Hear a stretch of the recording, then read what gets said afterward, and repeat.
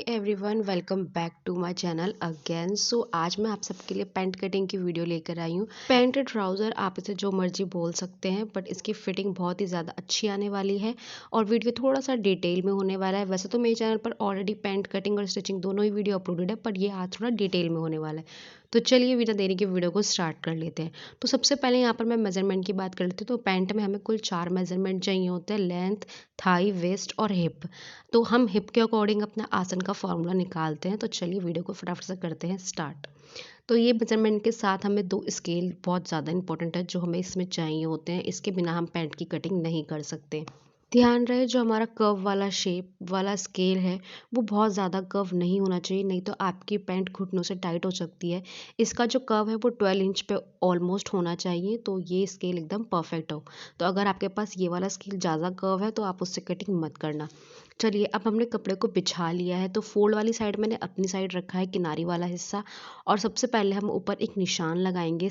ये निशान कोई मेजरमेंट नहीं है, ये हम कपड़े में जो आड़ा तिरछापन होता है उसके लिए लगाते हैं। तो सबसे पहले यहाँ पर मैंने एक लाइन ड्रॉ कर ली है जिससे कपड़ा हमारा ऊपर से स्ट्रेट रहे। अब यहाँ पर जो किनारी वाला हिस्सा है उसको भी हम ड्रॉ कर लेंगे, क्योंकि हमें ये पैंट में नहीं चाहिए बिल्कुल भी।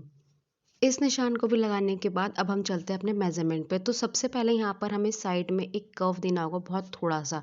अगर आप ये हैवी साइज बना रहे हैं तो आपको ज़्यादा कर्व देना होगा, थोड़ा ज़्यादा घुमाव देना होगा। और अगर आप हल्का साइज बना रहे हैं तो आप इसे स्ट्रेट भी रख सकते हैं। मैं बहुत थोड़ा सा कर्व दे रही हूँ बिकॉज मुझे थोड़ा सा ये मीडियम साइज में पैंट बन रही है।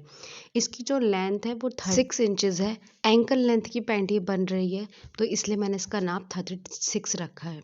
उसके बाद यहाँ पर नीचे फोल्ड के लिए 2 से 2.5 इंच का आसन आप रख सकते हैं, वो आपके ऊपर डिपेंड करता है। जितना अच्छा चौड़ा फोल्ड होता है पैंट में उतना अच्छा लगता है। उसके बाद यहाँ पर मैंने आसन का निशान लगाया, तो इस साइज में मैंने आसन का निशान 13 इंच पे लगाया है। और 13 इंच पे निशान लगाने के बाद इन सभी निशानों को मैं सीधा कर लूँगी। और जो मैंने यहाँ ऊपर एक लाइन ड्रॉ करी थी ना कपड़े को स्ट्रेट करने के लिए, वहाँ से 1 इंच ऊपर निकालते हुए इंची टेप को, उसके बाद मैंने ये सारे मेजरमेंट लगाए हैं। अब यहाँ पर हम थाइज़ का निशान लगाते हैं। तो इस नाप में जो थाइज़ है वो थी 14 इंच, यानी कि 14 का जब हम डबल करेंगे 28 इंच। तो यहाँ पर एक 14 इंच पे निशान लगाएंगे। उसके बाद 1.5 इंच का निशान हमें एक अंदर की तरफ लगाना है। उस निशान को लगाने के बाद हम यहाँ पर नाप ले लेते हैं।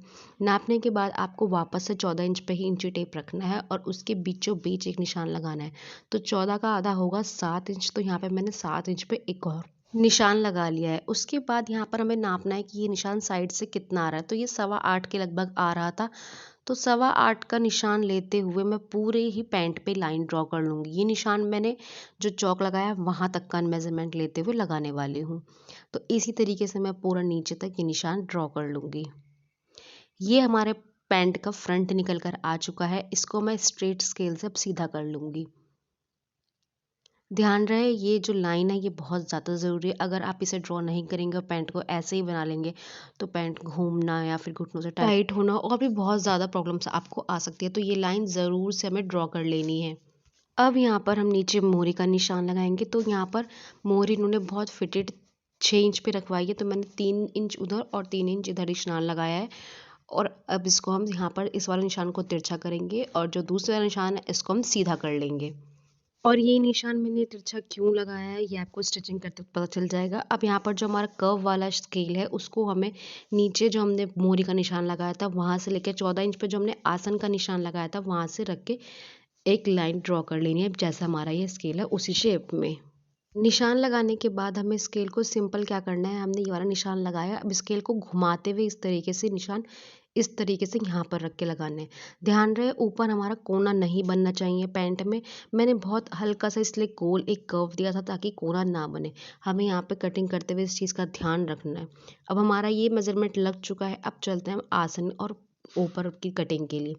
तो यहाँ पर मैंने जो ऊपर 1.5 इंच का निशान अंदर की तरफ लगाया था उसको ना मैंने ऊपर सीधा निशान लगा के एक लाइन ड्रॉ कर ली है, सीधा स्ट्रेट लाइन ड्रॉ करी है। उसके बाद जो यहाँ पर वेस्ट है वो कमर है, इसमें 37 इंच 37 इंच मैंने 38 अप्रॉक्स लिए, तो मैंने 9 इंच पे एक निशान लगाया है। 9 के बाद हमें 2.5 इंच का निशान एक्स्ट्रा लगाना है क्योंकि इसमें डलेगी ऊपर प्लेट्स। तो यहाँ पर देख सकते हैं थोड़ा सा ये एक्स्ट्रा आ रहा था। अब हमें क्या करना है, जो हमने 1.5 इंच का निशान अंदर की तरफ लगाया था ना उस निशान को हमें इस निशान से मिला देना है। तो ये हमारा परफेक्ट मेजरमेंट हो चुका है। अगर किसी का टमी या फिर हिप साइज़ ज़्यादा हैवी है तो जो मैंने स्ट्रेट लाइन ड्रॉ करी थी आप उतना आधा 1 इंच बढ़ाकर भी ले सकते हैं। तो यहाँ पर मैंने ये साइज़ में इतना ही रखा है। तो अब यहाँ पर लाइन ड्रॉ करने के बाद मुझे प्लेट्स कितनी लंबी डालनी है उसका निशान लगाते हैं। तो यहाँ पर 1.5 इंच में सवा सवा इंच की प्लेट्स आएगी। तो मेरे को यहाँ पर लंबाई में मैंने 5 इंच की प्लेट ली है, आप चाहें तो 4 की भी डाल सकते हैं लंबाई में। उसके बाद 1.5 इंच का आधा करने पर सवा सवा इंच बैठता है, तो मैं दोनों ही तरफ सवा सवा इंच का एक निशान लगा दूंगी। निशान लगाने से भी हम यहीं पर ही निशान लगा देंगे ताकि बाद में हमें किसी मेजरमेंट की ज़रूरत ना पड़े और हम इजीली इसको सिलाई कर पाएँ। तो जो मैंने यहाँ पे 5 इंच का निशान लगाया था उस निशान से इसको सीधे ड्रॉ कर लेना है।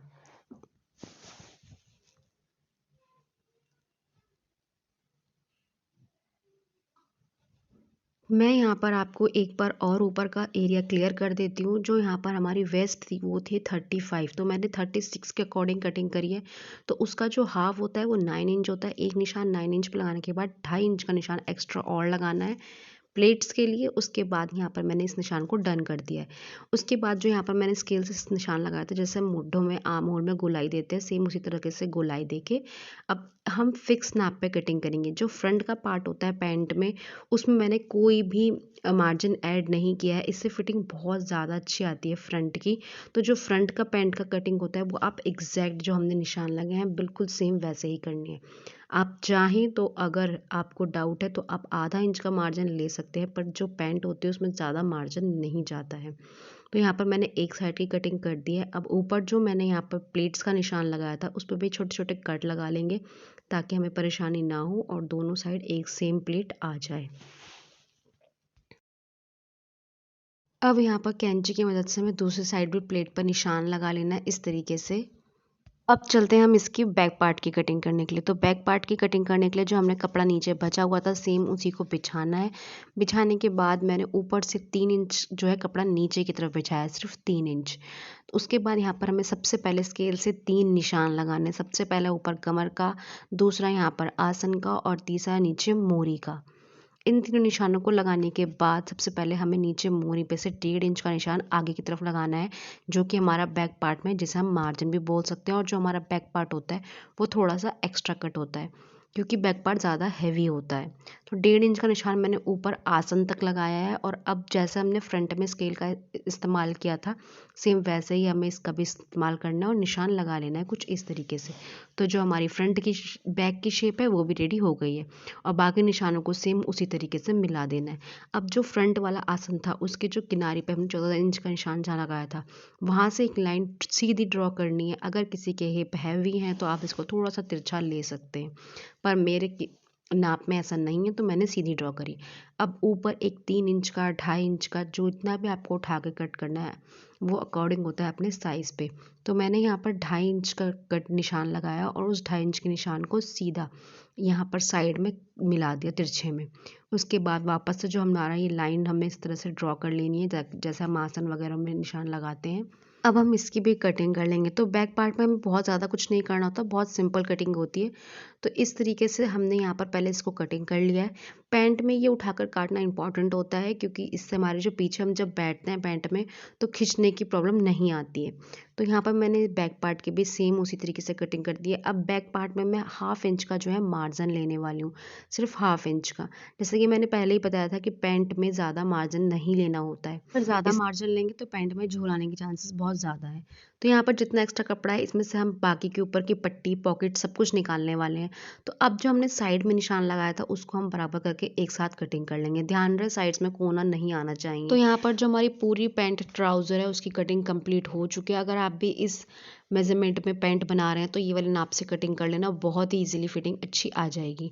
तो इसकी स्टिचिंग की वीडियो और कैसे आप ऊपर की पट्टी में फिनिशिंग के साथ जोड़ सकते हैं सब कुछ डिटेल में वीडियो आएगा। तो चैनल को सब्सक्राइब करना बिल्कुल मत भूलना।